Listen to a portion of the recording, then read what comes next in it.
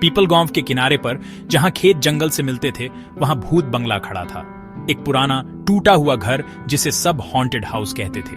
गांव वाले फुसफुसाते थे कि वहां एक ऐसा भूत रहता है जिसकी उंगली से खून बहता है, और वे बच्चों को उससे दूर रहने की चेतावनी देते थे। लेकिन 10 साल का रोहन, जिसे बहुत क्यूरियोसिटी थी और जो बहादुर भी था, उसने उस घर के अंदर एक रात बिताने और खुद सच पता लगाने का फैसला किया। अंदर घर अंधेरा, धूल भरा और शांत था सिवाय रोहन के फुटस्टेप्स के। वह एक कोने में बैठ गया, बिस्किट खाते हुए। उसकी नर्व्स थोड़ी टेंशन में थी। अचानक धम धम धम ऊपर से आवाज आई। फिर एक दुख भरी मौन पूरे हॉल्स में गूंज उठी, जिसके बाद सीढ़ियों से धीरे धीरे घिसटते हुए कदमों की आवाज आई। रोहन ने अपनी टॉर्च बंद कर दी। दिल जोर से धड़क रहा था और वह परछाइयों में छिप गया जैसे ही कोई पास आया। रोहन ने धीरे धीरे दरवाजे के पीछे से झांका। उसका दिल जोर जोर से धड़क रहा था।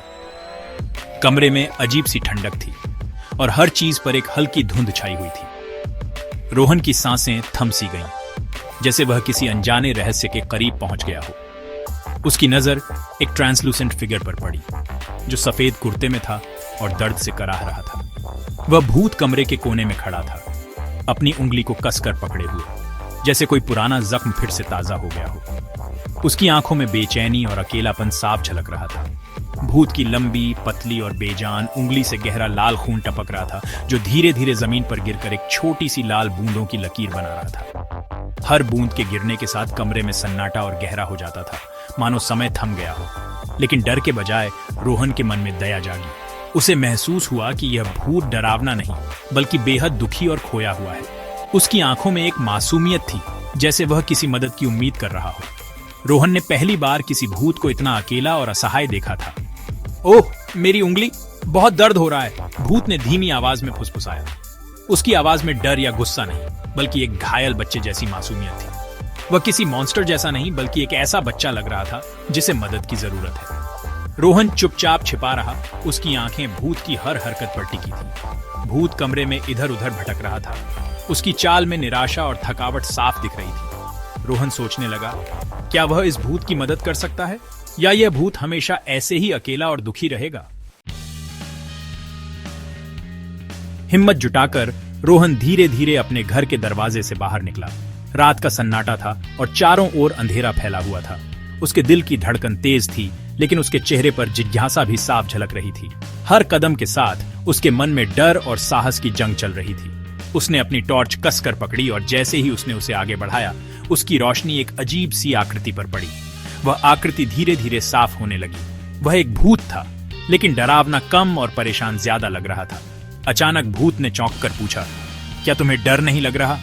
उसकी आवाज में हैरानी और हल्की सी उम्मीद भी थी, जैसे वह किसी दोस्त की तलाश में हो। रोहन ने बिना डरे जवाब दिया, तुम तो बस घायल लग रहे हो। उसकी आवाज में सहानुभूति थी और उसने भूत की आंखों में झांक कर देखा, मानो उसकी तकलीफ समझ रहा हो। भूत ने धीरे से अपनी उंगली उठाई और बोला, देखो, मैंने अपनी उंगली 100 साल पहले घायल कर ली थी। उसकी आंखों में दर्द और अकेलापन साफ झलक रहा था। तब से इसमें से खून बहना कभी बंद नहीं हुआ, भूत ने उदासी से कहा। हर रात वह इसी दर्द के साथ जीता था और कोई उसकी मदद करने नहीं आया था।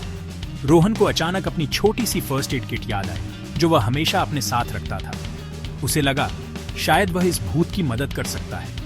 उसने मुस्कुराते हुए अपनी जेब से एक रंग बिरंगा कार्टून बैंड एड निकाला और भूत की ओर बढ़ाया। क्या मैं तुम्हारी उंगली पर यह लगा दूं? उसने प्यार से पूछा। भूत आश्चर्य से रोहन को देखने लगा। इतने सालों में किसी ने उसकी मदद करने की कोशिश नहीं की थी। पहली बार उसे उम्मीद की एक किरण महसूस हुई। रोहन ने बहुत ही प्यार से बैंड एड भूत की उंगली पर लपेटा, जैसे वह अपने सबसे अच्छे दोस्त की देखभाल कर रहा हो।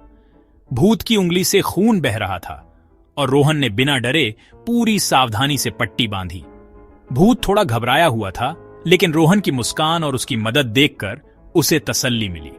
गांव में अक्सर भूतों की डरावनी कहानियां सुनाई जाती थीं, लेकिन रोहन जानता था कि हर कहानी का सच अलग हो सकता है। जैसे ही बैंड एड लगी, खून बहना तुरंत बंद हो गया। भूत ने राहत की सांस ली और उसकी आंखों में चमक आ गई।